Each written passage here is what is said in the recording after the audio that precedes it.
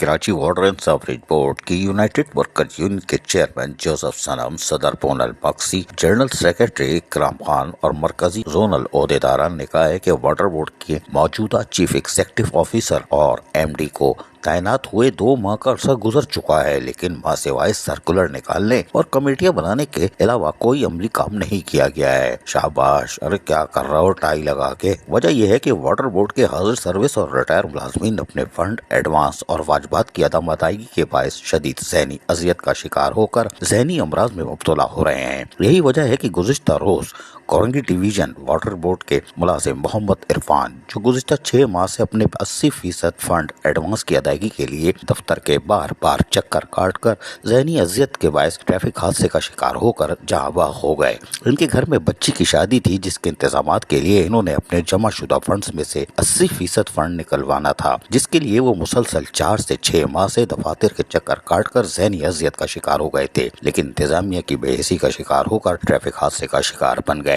और अपनी जिंदगी में अपनी बेटी की शादी की खुशी ना देख सके और ना अपना जमा शुदा फंड भी इनको नहीं मिल सका। मौजूदा एमडी को 2 माह का अरसा गुजर गया है, लेकिन मुलाजमीन के वाजिबात के सिलसिले में इनके लिए कोई तवज्जो नहीं दी जा रही। मजीद क्या कहा, सुनिए इन्हीं की ज़बानी। कोरंगी 5.5 के पंप पे मौजूद हैं, हमारे साथ कोरंगी 5.5 पंप के इंचार्ज भी मौजूद हैं और इसी पंप पे हमारे जो है इरफान भाई होते थे, जो बेचारे बड़ी टेंशन में थे और जो है ना ड्यूटी करके अपने घर जा रहे थे तो एक्सीडेंट हुआ उस टेंशन में और वो उनका इंतकाल हो गया। इन्ना लिल्लाहि व इन्ना इलैहि राजिऊन।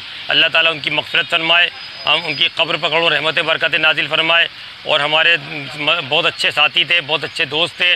मेरी अक्सर उनसे यहाँ 5.5 पंप पे मुलाकात रही है उनसे। मैं जब यहाँ आता तो मेरी मुलाकात उनसे होती थी।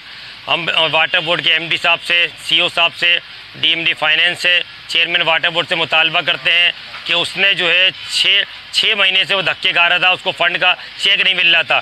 ऐसे बहुत सारे मुलाजमीन हैं जिन्हें फ़ंड के चेक नहीं मिल रहे। इस बंदे को भी चेक नहीं मिल रहा था। इसकी बेटी की शादी की डेट फिक्स हो चुकी थी और बेटी की शादी सर पर थी, जिसकी वजह से वो परेशानी में, टेंशन में था और वो उसका हादसा हुआ, एक्सीडेंट हुआ। वो रज़ाई इलाही से वो अल्लाह ताला से खालिक की हकीकत से जा मिला।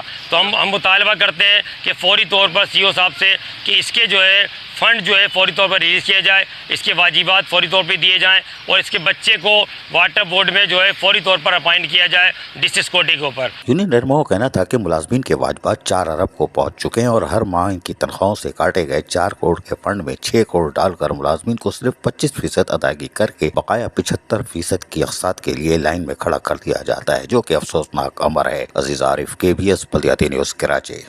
ऐसी ही खूबसूरत वीडियोस फ्यूचर में हासिल करने के लिए रेड बटन पर क्लिक करके और बेल आइकॉन को प्रेस करके हम सबके सब्सक्राइबर बनना मत भूलिए।